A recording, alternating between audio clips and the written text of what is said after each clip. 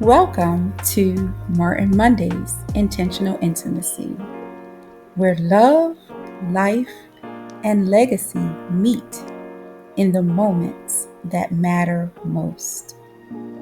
Every week, I will share sacred reflections of my 30-year marriage before Martin's passing, as well as our life now without him. May these reflections help us live with more weight, warmth, and wisdom.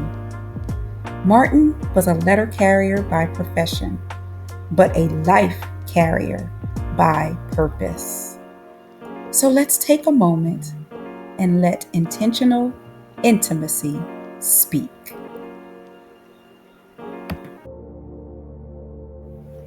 Grace to you. This is Coach Paula. Welcome to episode 13 of Martin Mondays. Words, a gift or a wound.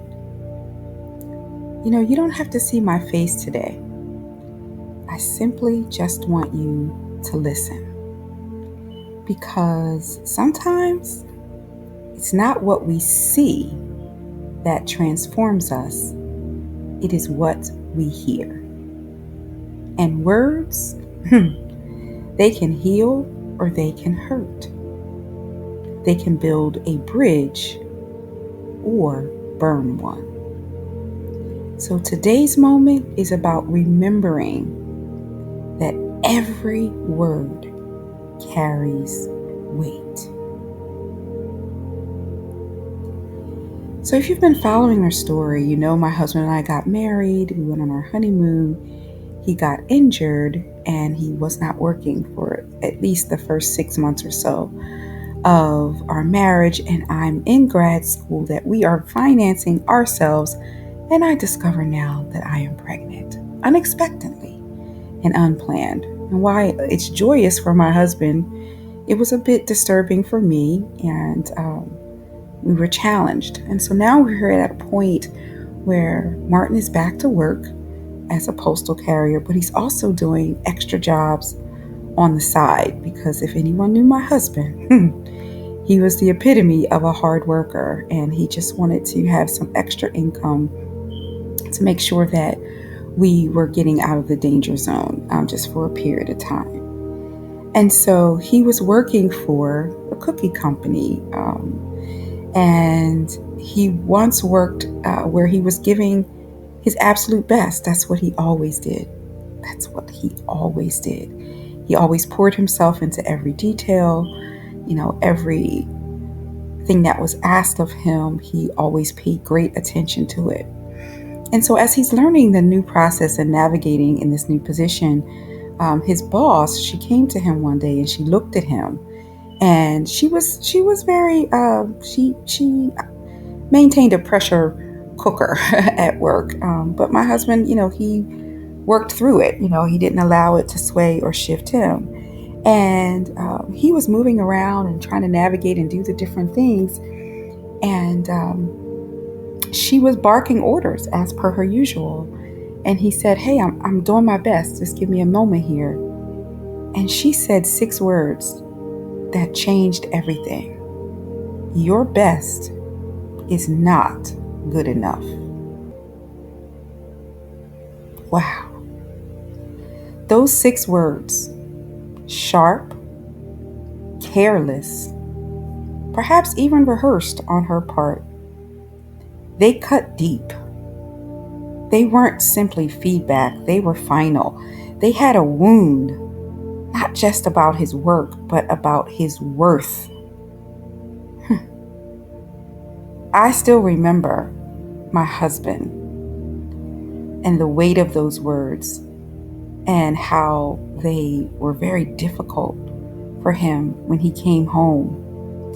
And, I really had to encourage him and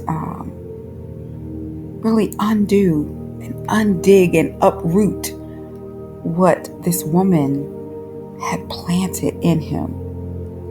And the beauty of it is that I was at a place where I was talking to him now, y'all, because I had kind of stopped talking because I wasn't too happy about being pregnant.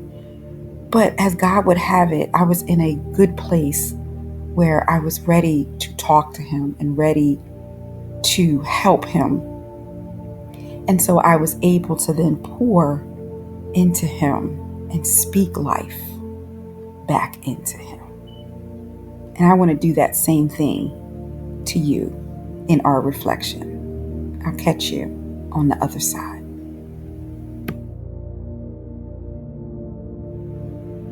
Let's reflect together. So we've all been there, haven't we? On the receiving end of words that sting. Words that are often spoken too sharply or too soon, or even perhaps too often.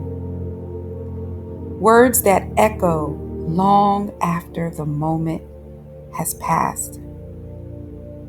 And maybe if we're being honest, perhaps we've been the one who released those words at times too.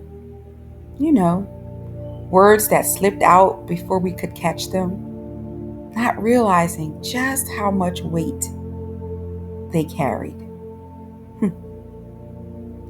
The truth is, our words are seeds. They take root in us, whether they're planted in love or in haste.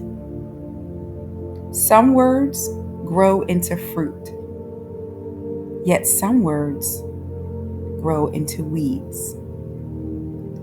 So today, I want to speak to both gardens, the garden that you plant and the garden that you live in based on what others have planted in you. If harsh words have been spoken over you, my friend, in this moment, I declare healing over those words and the echo of them. May our loving God uproot every lie that took residence in your soil. And may you remember, you are not what they said about you. You are everything that He says about you. And perhaps, if you've been careless with words you've spoken, grace is still available. Ask for forgiveness and speak new seed, because the same mouth that wounded can also water. So my husband's story, it really didn't end there. Those words that were meant to wound him ultimately became a witness. They reminded him, and they reminded me, and I'm reminding you, that our worth is never defined by someone else's vocabulary. God has a way of taking words meant to limit and turning them into language that ultimately lifts.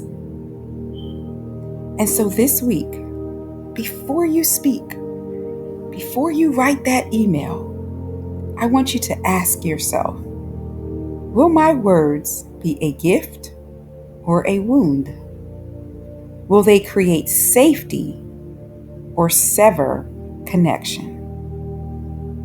And if words have wounded you, may this be the week that you heal through new language.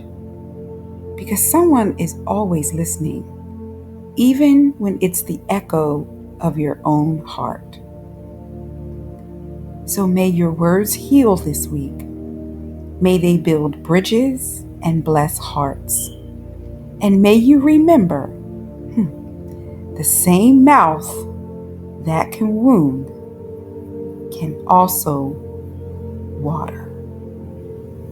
Catch you next week.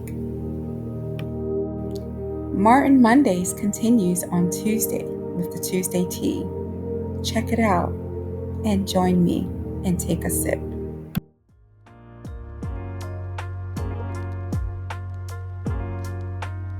You know, Martin used to say a lot of things. Some were funny, some were wise, but one thing he often said was, wow. Wow. Just those 3 letters. It spoke volumes. It meant a lot. When he didn't know what to say, wow. When he was excited about something, wow. When he was confused, perhaps, or even frustrated, he said, wow. And you know, he's still saying wow. Through this bracelet, he's still saying wow, because he's still saying, may your whole life prove that God is good. And so in closing, that's my hope for you this week. May you have wow moments as you too are living out legacy. Live in the wow. Live in the reality of knowing that your whole life is good. Live in the heartbeat of Martin Mondays and intentional intimacy. May that anchor you in this week as you build legacy, one wow, one moment at a time. See you next week.